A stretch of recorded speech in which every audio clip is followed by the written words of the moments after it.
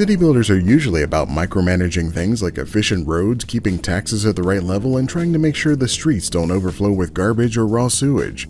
Sure, sometimes there's a fire or some other manageable problem, but they're pretty easy to deal with, and that's assuming you didn't turn all the disasters off.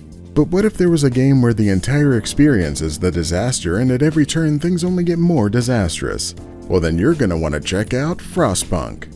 Dive into the steampunk alternate universe of 1886 as the collective result of multiple volcanic eruptions blocks out the sun and turns the planet into a perpetually frozen ball of ice and general shittiness. Take on the role of Mayor of Icetown as you lead your small collection of survivors from London to their new home in this hole in the ground with a big-ass coal fireplace in the middle. Now it's up to you to put these polar patrons to work gathering all of the materials you can find in your new crater home. As you collect coal, wood, steel, and sadness, you'll be able to build all of the necessary support structures in the circle of hotness created by your giant stove. At first, these will only include glorified garbage piles like crappy tents, a place that cooks food, and a house that people can stay in until they go out hunting in the middle of the night. But you'll also be able to build a workshop where your engineers can sit around and think of all of the good stuff you'll one day be able to build after some lengthy research time. Soon you'll discover better ways to get the resources you need to prevent imminent death like coal mines and sawmills. You'll even research a big balloon that allows you to send scouts out to peruse the local frozen wasteland of death for useful items to bring back to your lovely hole in the ground.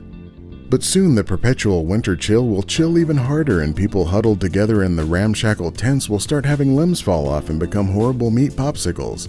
Then you'll have to break out the Book of Laws to pass a policy where you decide whether to toss the dead unceremoniously into a pile of snow where you one day might be able to retrieve them for fertilizer or build a cemetery where people can put their friends and family underneath the snow more gracefully. This book of good and bad decisions can be the life or death of your entire bowl of icy screams with things like unlocking a building where people can get drunk at the end of the day or the ability to circumvent those pesky child labor laws to put those lazy kids to work. But laws won't save you from the cold. The only thing that can do that is better insulation and spreading that hotness like my latest mixtape. You'll have to research ways to make your furnace cook hotter and reach further while also building these secondary furnaces and individual heaters for buildings. Because it's going to get so cold that the UI itself will freeze and you won't be able to see or hear anything but the roar of ice-cold wind and a soundtrack so depressing you'll start to feel the chill yourself. Frostpunk, where making bad decisions is half the fun. I had never really considered what a city builder would be like with pre-designated events and missions, and I have to say I think it's a great design. I've had plenty of fun building cities in the past, but it's easy to just sort of arbitrarily stop and say this is enough and move on to a new city or another game. Well, you can't quite be as liberally creative with Frostpunk, with the challenge of succeeding, the sort of score generated by the dramatic endgame recaps and the scenario modes that change up the gameplay. It might provide just as much replayability for many.